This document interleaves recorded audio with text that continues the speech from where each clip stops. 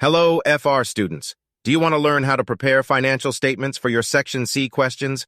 Follow my 3 easy steps. Let's get started. Let's learn the steps to prepare financial statements using a question called Pricewell.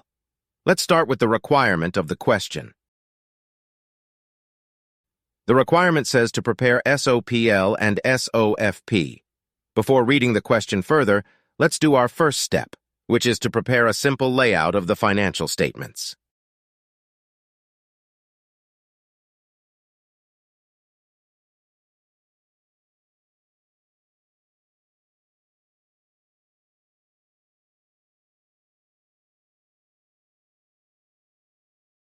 Let's start with our statement of profit or loss, putting in revenue and cost of sales. Don't spend too much time on formatting. Make it simple and presentable. After gross profit, leave some spaces for indirect cost.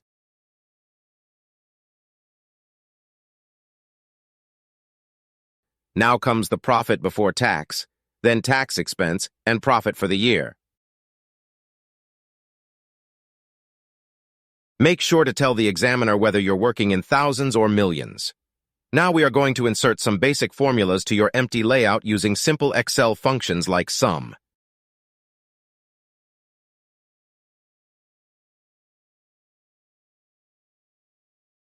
This is our SOPL. Now let's move to our statement of financial position and make a similar layout.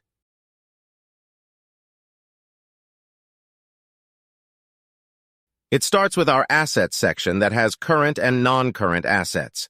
Leave few lines under each heading to add in the line items.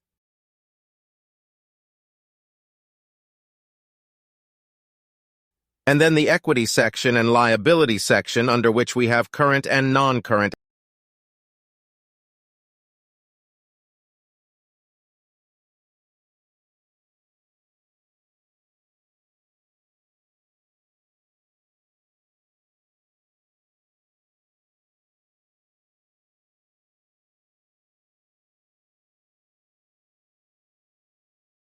For SOFP, work in 2 columns, internal and external columns, to make it more presentable. Now add your simple formulas in the outer column like I have done here. And that's it.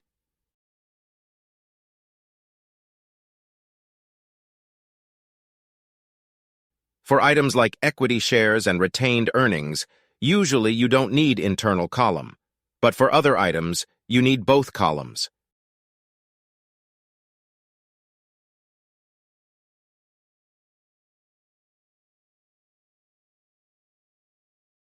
Here is our P&L and balance sheet format ready to work for the question Pricewell.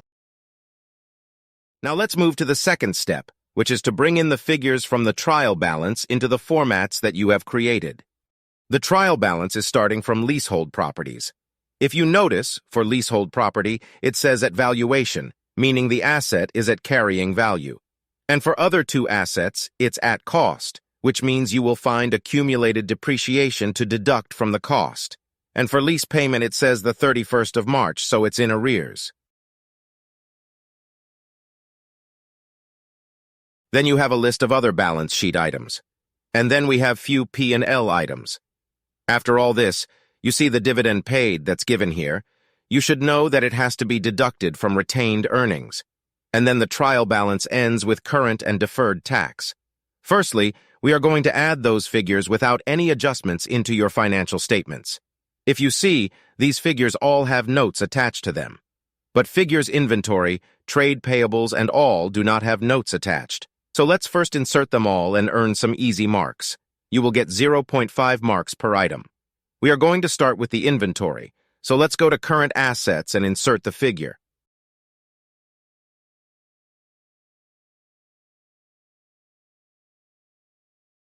Let's insert other current assets as well.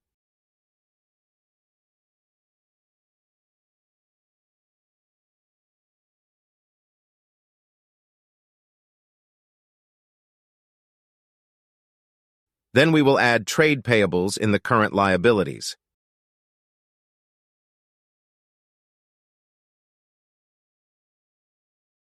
So now we are done with these 4 items.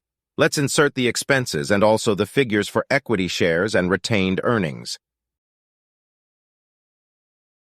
Distribution and admin costs are indirect expenses, so let's take them to P&L.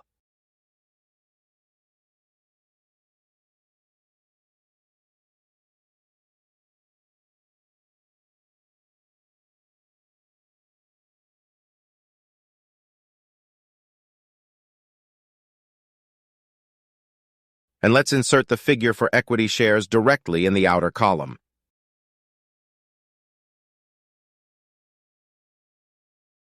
And for retained earnings, here is another easy marks.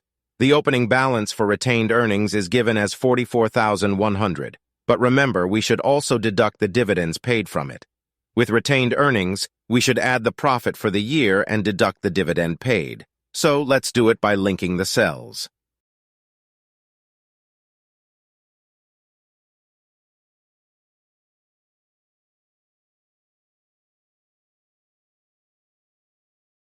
I have entered the figure for retained earnings wrongly. Let me correct that. And yeah, here we go. We have earned some good easy marks now. Now the third step is to enter the opening figures for revenue and cost of sales, and then finally work on the adjustments given in the question.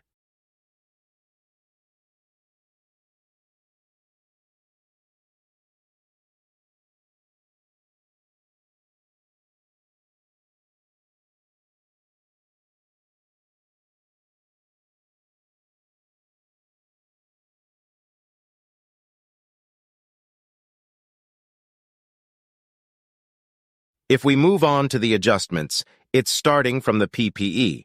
Let's put our workings on the side. And the working note number 1 is PPE.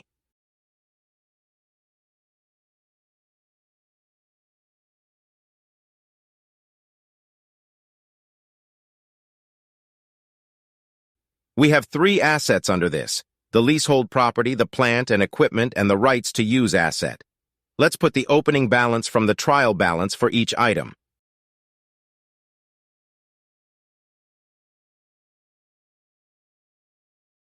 And deduct the accumulated depreciation.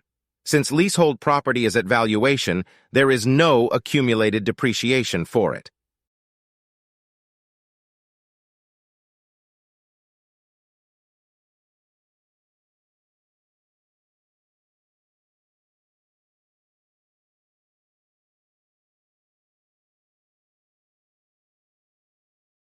Now we need to calculate depreciation for the year.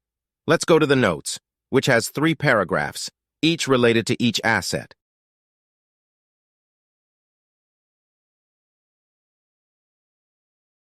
The leasehold property was bought on the 1st of April 20X7, which is the beginning of previous year.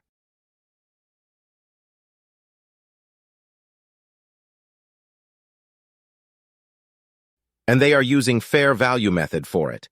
And they have already valued last year where there was an impairment charge. And this year's fair value is also given. Let's talk about revaluation gain or loss later. Firstly, the asset is currently at $25.2 million, and it's a 15 years leasehold property bought last year. So remaining life is 14 years. Let's depreciate on this basis.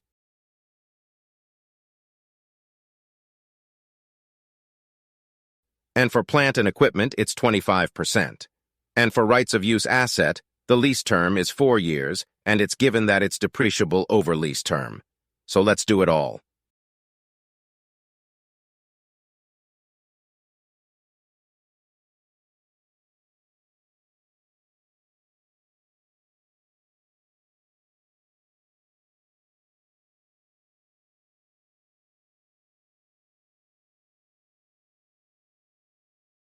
Now going back to leasehold property, which has current fair value of $24.9 million.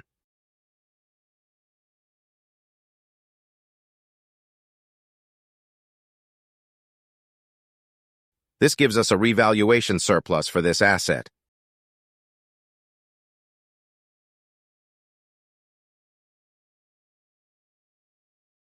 All the depreciation figures should go to the cost of sales because that's what is mentioned in the question.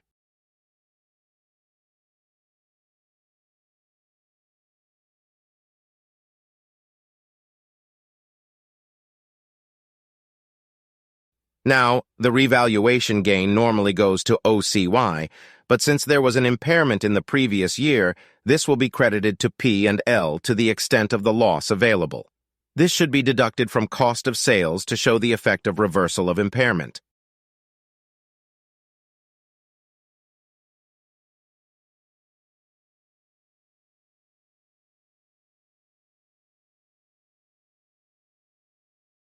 Now go to the non-current assets section and add all of them under PPE.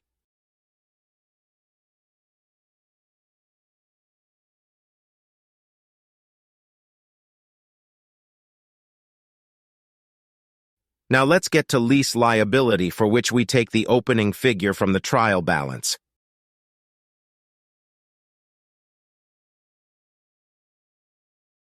Always refer your workings. Let's create our table for lease liability.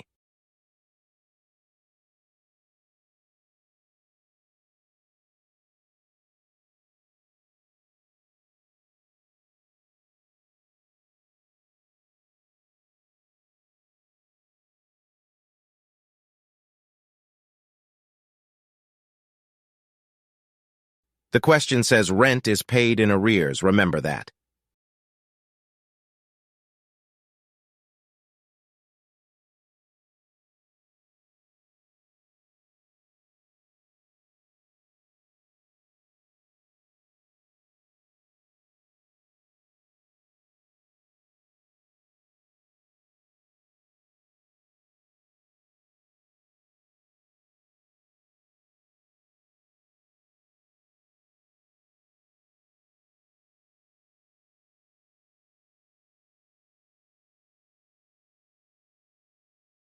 The interest rate is 8% and the rentals are $6 million. So let's insert that. Repayment is rentals minus interest, and closing balance is opening balance plus interest minus rentals. After calculating the closing balance, do the same workings for the next year as well, to split the liability as current and non-current liability.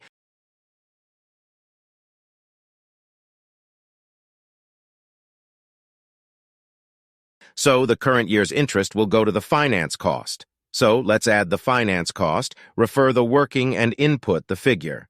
Now, insert the splitted lease liability figures into the balance sheet.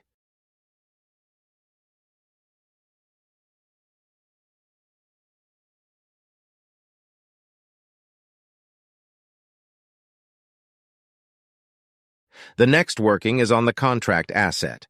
Pricewell has entered into the contract on 1st October in 20X8, and the contract is completed on September 30th, 20Y0, which means this is 2-year contract. And then they have mentioned the breakdown of the $14,300 that has been given in the trial balance.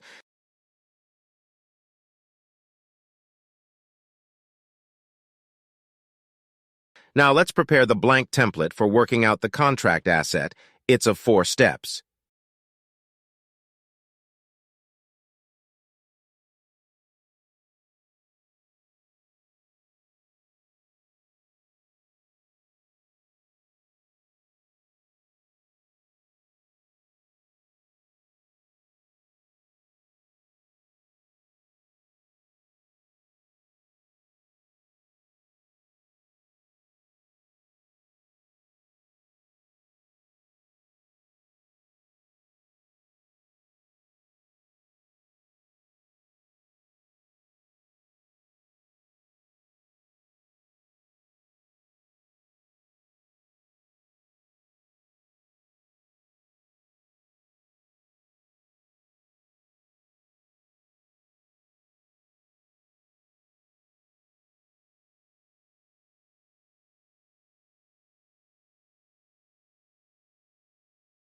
For step 1, let's insert the figure for contract price and costs from the adjustment and calculate the overall profit.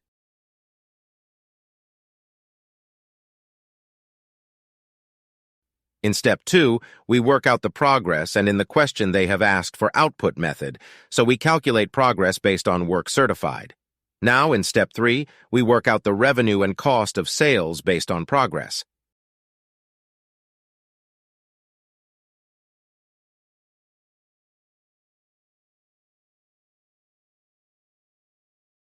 In the last step, we have costs to date, for which you take the full materials cost of 12000, but for the specialized plant, we should only include the depreciation here. So let's add the plant to our PPE workings and work out the depreciation for it.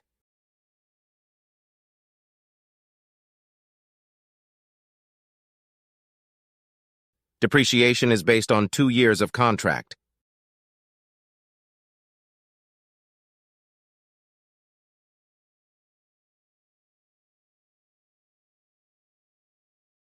We should add the closing figure to PPE in Assets section and include the depreciation in the costs to date.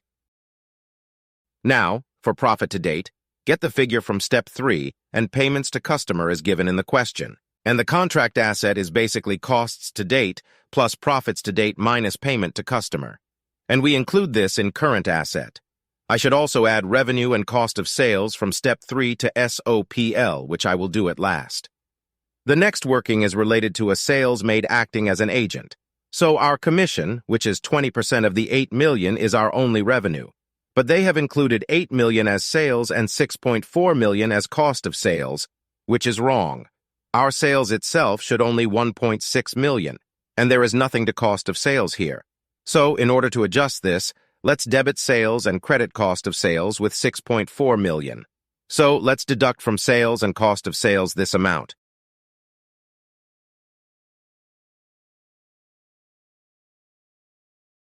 Now the last adjustment is tax, for which I prefer preparing a T account.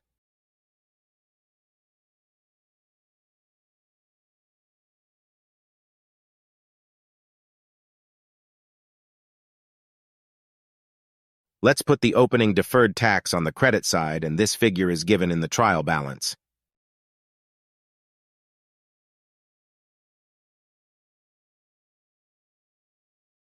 And closing deferred tax and provision is given in the adjustment. Both these figures comes on the debit side of the T account.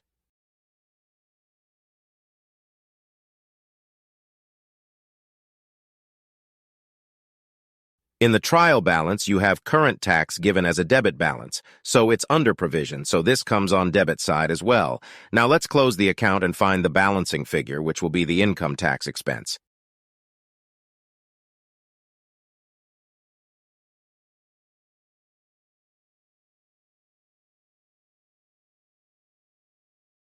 Provision for the year goes to current liabilities, closing deferred tax goes to non-current liabilities,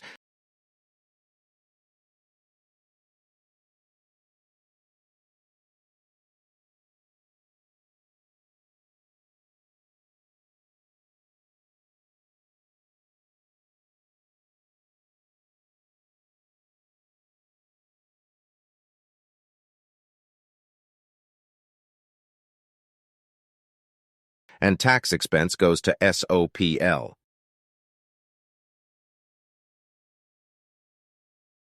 Lastly, I'm adding the revenue and cost of sales related to contract, which I have forgotten earlier.